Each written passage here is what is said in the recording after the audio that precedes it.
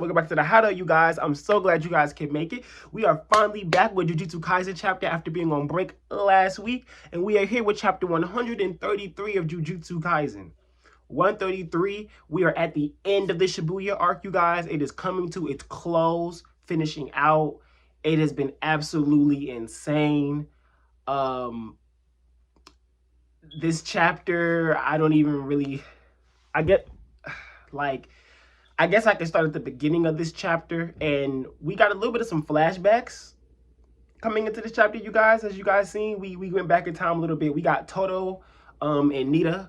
Is that Nita's brother, at least? I think it's Nita is the girl, but Nita's brother arriving in Shibuya, and them being there where Gojo got sealed, where the prison where it was sitting, and Toto saying that it's gone. Getwo has picked up the prison realm, and he has it in his hand. All right, now we know where Getwo is at currently at this moment, but we now have confirmation that he was able to pick it up and now moved on, and now he has Gojo with him.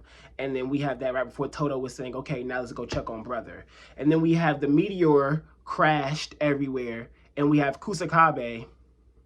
Fuck Kusakabe.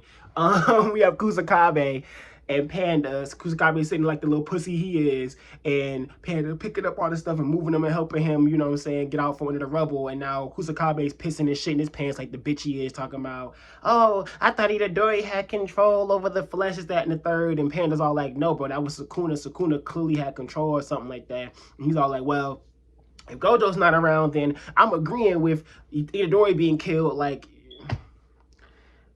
I knew he was a pussy, but pussy ass character. Get that pussy out my face. I don't like that nigga. Get him out of here. Get him out of here. Anti Yuji. Get him out. Get him out. Get him out. Get him out. Get him out. I don't want him here. I don't want him here. But we already knew he was a bitch. You already know how he rocked, bitch ass nigga. Anyway, so we got that little lame ass Kusakabe nigga. Then we have Choso. Either Choso came first or Mei Mei came first. I'm just gonna go with what my mind is thinking of. I'm thinking of Choso right now. And Choso sitting down like Choso sitting there just shook. Like Choso is still shook. That was like 11 something. Choso is still shook.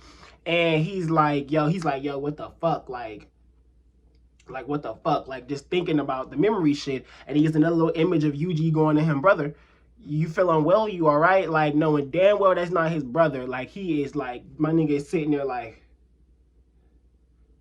who the fuck is this Yuji nigga? And why the fuck am I seeing this nigga in my memories like he's really my brother, and I know he's not? And it's very awesome on Choso's part that Choso is having this memory manipulation thing messing with his brain, yet he's still aware of the truth, right? Like he still knows, like, no, bro, this is not real. Like, he's not really my brother. So his brain is like, it's like conflicting, but then he's also like, no, I have to figure out who this Yuji motherfucker is. Like, who are you? Like, why? What did you do to me that where I'm feeling like this? What did you do to me where this is happening to me? You know what I'm saying? And he really just sitting there like just shook. Like, Choso is shook. Like, listen to me, y'all. Like, Choso right now is shook. And so he says to himself, I got to figure out what you are, what this is, and what I am, which is crazy, because now that he's saying he wants to figure out what he is, now I feel like this is forcefully getting us into more of the Noritoshi Kamo plot. And you guys already know, I already feel like Getwo is Noritoshi Kamo. I already feel like, Getwo, at least, this brain clone, I already feel like this is Noritoshi Kamo. He's figured out some type of technique or something, or he had a technique where he could put his brain inside of other shit, other people's bodies and stuff like that to keep going. And so I think this is basically hinting at the Kamos becoming more relevant, which I think inherently is going to mean the three family stuff is going to become more relevant. I think this is like Akutami, like setting up those plot points. We know how Akutami is. We know Akutami likes to get things ready. So I think this is definitely setting up those plot points. And then we have fucking, I'm just really interested to see what he's going to do with me and Yuji. I really, really am. I wonder if there's going to be, what kind of interaction is going to be and when that interaction is going to happen. Is that going to be before leaving Shibuya? Like, is he going to go and be like, I got to find Yuji Itadori? Then while Yuji's sitting there laid out flat, he gets there, he's all like, Yuji, I need to talk to you, this, that, and the third. I wonder what's going on with that. But aside from that, then we go to Mei Mei, who was in fucking Malaysia. The bitch is in Malaysia. We kept saying this bitch either got offed or this bitch dipped. The bitch dipped. And this is crazy. Like, it's very wild because not only did she dip, she mentioned some very key things in that time, that like them 2 pages of us seeing her. She mentioned some very key things, but really the main thing was from the 2nd page of us seeing her, right? Where she's sitting there on the phone. Right? First of all, the shit with her and her brother, I don't know what the fuck is up with that shit. That shit is odd. I'm hoping they're not really related. I don't know. I don't know. I have no clue. But the shit is definitely odd. It definitely throws me off a bit. But at the same time, it's usually the other way around, right? You usually got the sister who got this weird obsession with the older brother, and now it's the little brother got an obsession with the sister. I like the role switching Akutami did there, giving more empowerment to the woman and making the little brother look like the weird creep. I'm entirely fine with that because I feel like a lot of times and like when stuff like that happens in like anime and manga, it's the sister or the girl that look like the weird creep. I'm fine with the dude looking like the weird creep this time. I'm entirely fine with that. But the next thing, but the thing is, what she mentions when she's on the phone there and she's sitting there and she's talking, right? She mentions one, yeah, we escaped and we almost got killed. Now, clearly, she's not talking about escaping from that special grade. She's talking about escaping from Getwo. I don't think that Getwo like wrote her a check or paid her off. I don't think that at all. I think she rode up on Getwo, got that ass whooped. She mentioned they was like, I think the person on the phone was like, how'd you get there, basically? And then she goes, oh, yeah, Wee's ability. And she says to the other person on the phone, oh, it's morning time for you. Sorry to wake you up. So she's not talking about Japan. Because Japan, we know, is still nighttime. She's talking about somewhere else. Well, she said 10-something local time. So that could mean that Akutami could fuck with us and it be after the fact. But I'm assuming not from looking at a world clock yet. I haven't looked at a world clock and I haven't compared Malaysia's time zone and Japan's time zone yet. I probably should have did that before doing this video. But I'm assuming that this is 10:29 p.m. local time, but it's still nighttime in Shibuya. It's still this nighttime in Shibuya. So who she's on the phone with, it's daytime. I'm assuming she's on the phone with someone like in America or something. Now, the reason why I'm assuming it has something to do with someone in America is because she mentioned politics. She mentioned global economies, international economies. She mentioned Japan being the third largest economy, you know, in the nation, in the world. So I'm assuming she's someone's home either in America or whatever that second country is, right? I'm assuming, I don't think America is number 1 money-wise, so I'm assuming either she's on the phone with America or whatever that number 1 country is. I'm talking on assumptions of what my brain is processing. I'm not going factual, but I'm assuming she's talking to someone in America or somewhere, as we know, where right now at 10:29 p.m. in Malaysia, it is morning time for them. So we could do whatever world clock research we got to do on that to figure out exactly who she may be talking to. But I'm automatically going with instinctually someone in America. The other reason why I'm doing is just saying America is because we already know that Akutami fucks with the West, fucks with a lot of American things, like even American movies like Castaway and stuff like that. We already know Akutami loves those type of things. So I'm assuming Akutami is transitioning this into an international deal. Like, we are for sure getting some international shit going on from here on out. The politics on a global level is about to get real for these Jujutsu sorcerers, and that's good. That is good. And Nanami himself said, if Gojo is sealed and it's true, and they really done did what they had to do, the humans in this country are fucked. And I think that's the truth. I think we're about to get into it's about to be some shit. It's about to be some shit, y'all. So somehow, and she also mentions that with Wee's ability, they escaped.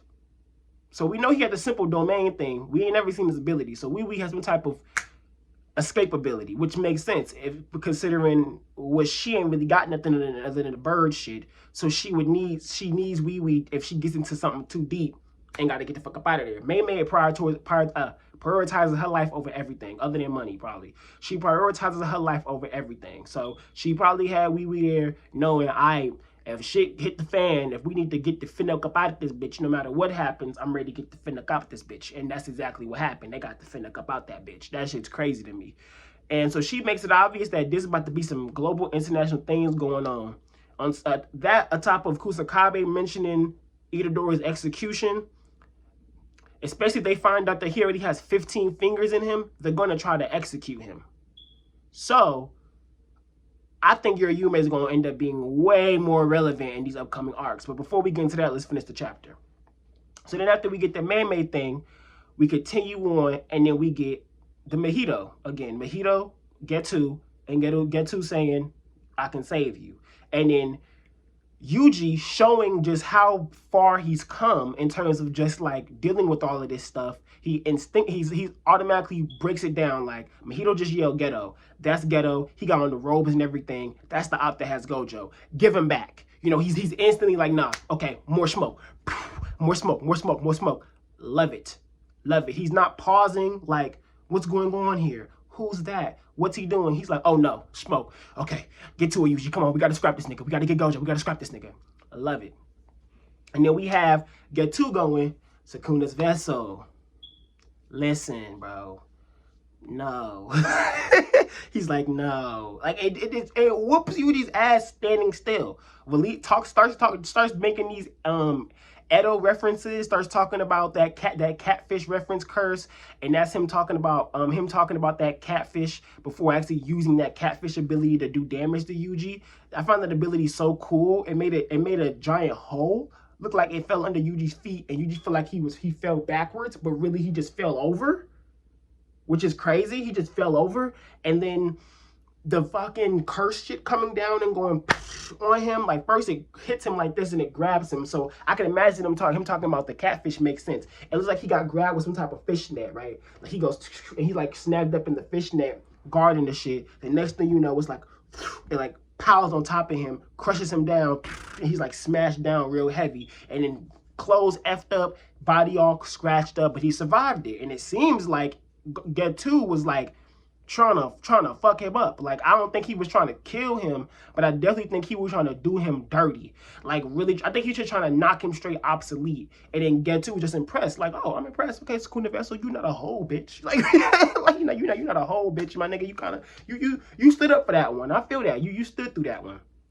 And it falling on him, and like he just sitting there, but still looking up. His eye, that zooming on his eye, he getting real focused, and he's all like, "Give him back." Like Yuji still is on his goal. He's not. He's like, "No, we need to get Gojo. Like we got to get Gojo back." That's not happening.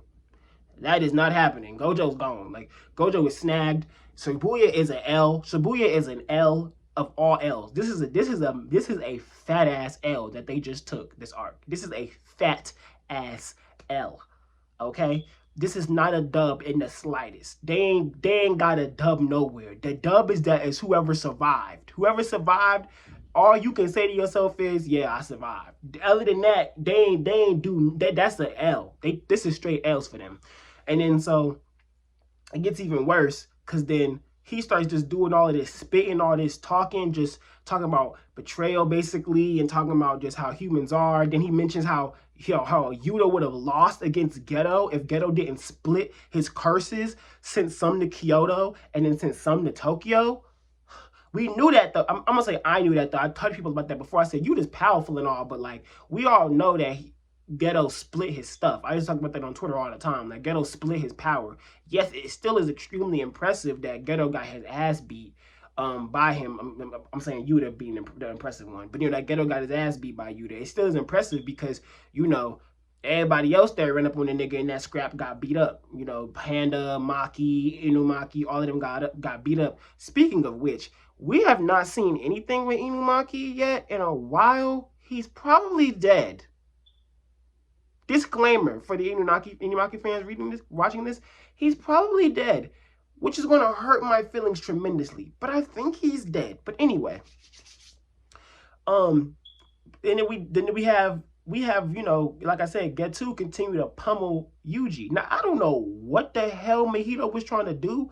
I don't know if I think he kind of saw what Getwo was about to do coming, and then the time period where he was attacking Yuji, Mahito was like, let me try to hit this man with an idol transfiguration. Like he was trying to touch him and do some damage to him because he knew like dude is about to try to do something to me. I need to do something to him before he can hurt me. I think Mahito broke that down, and which is why he says After all, he said, I already knew that. After all, I was born of humans. While Getwo was literally Pokedexing this nigga and claiming him, as we said was going to happen last chapter. We all guessed that, that he was going to take him, and then he straight claimed him. And right after claiming that man, he looks at Yuji and goes, let's discuss the future of the world. Honestly, bro, we don't get a chapter till January 3rd. Painful, but I'm glad, because this 2-week break, everybody gets to relax. Is it 2 weeks? No, it's just next week. Next week we don't have one. Then the week after we'll be back. So next week we don't have a chapter, but we need that break because Akutami's going hard. Vacation time, holiday time, people need to chill, get ready for the New Year's, and come back and start 2021 off top of jump. And it's so funny because Akutami said it. 2020 is going to be great without Gojo. And we got no present Gojo all of 2020. We got like some flashback shit, in the beginning of Shibuya arc. But all of 2020 was just straight no Gojo for real. So 2021, will he be back in some way, some form from fashion? Will we figure out what's going on with the prison realm more? Will we see Getwo like explain some stuff or surrounding the prison realm? I know for a fact we're going to get a whole bunch of stuff of him talking about the destruction of the world. Mei Mei said that there was going to be a global breakdown of things. Like, globally, countries about to just be on the fuck shit. Globally, Mei Mei said that straight up. Globally, countries about to be on the fuck shit. So it's very clear that either Getwo was going to start in Japan and spread out through the rest of the world, menace shit, or his plan started here and he got people around the world. Now he can hit up like,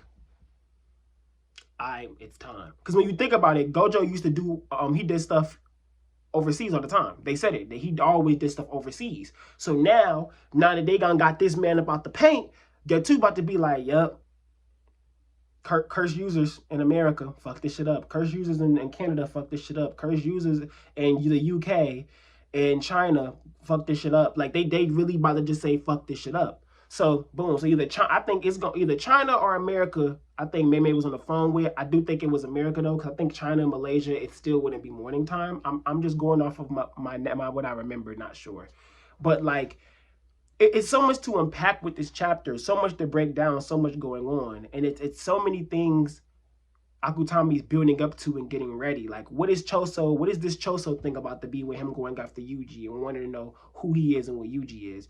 What is Getwo about to explain to Yuji and talk about what's going to change in the world and things is going to happen? Is Toto still around to hear all of this information coming down and to pop up and to have his his look on things? Is Kusakabe about to be in those group of people who's about to be trying to get Yuji executed? Is Panda and Megumi and Nobara, are they going to be around to help Yuji and not get executed? Or Yaga or Shoko? Is Nobara okay? Is Maki okay? Is Nobito okay? Like, is Inumaki okay? There's a lot of things going on with this chapter. A lot of things going on with this chapter that answers questions, but then we still have a bunch of other questions added to it, which makes Jujutsu Kaisen so amazing. I'm giving this chapter a 10 out of 10, y'all. I'm literally slapping a 10 out of 10 on this chapter, like, because Akutami said, on break, come back, not gonna miss a beat, not gonna miss nothing, have y'all ready to go, ready to link up, ready to move on to the next thing, And so, like, with that being said, you guys, I'm gonna wrap up this video. I talked about this chapter as much as I feel like I can. I mentioned all of the things that I theorized with you guys. I mentioned everything that I think is probably going to happen next, but I also have no fucking clue, which has me so excited. It has me so fucking excited. And Akutami just really is not missing at all. Akutami's bag is just immaculate. I am just happy that you guys once again came back to the Hideout. I'm happy that we getting such great stuff. You guys will see me again before January 3rd. you know, before the new chapter. I have some videos coming to you guys in that meantime until we get that new chapter to keep, you know, keep you guys engaged with me. And I'm so glad you guys can come back to the Hideout. If you are new here and just want to check out these things, please hit the bell icon and the subscribe button. Vibe with your boy. I love the Hideout. Hope you guys love the Hideout. I hope you guys love hanging out in this Hideout. You know what I'm saying? If you've been here before, you already know the drill. Like, hit dislike if you didn't like the video. Hit the comment section below and tell me what I missed or what I didn't miss or what you love that I brought up. This, that, and the third. And once again, it is your boy Doncho. Peace.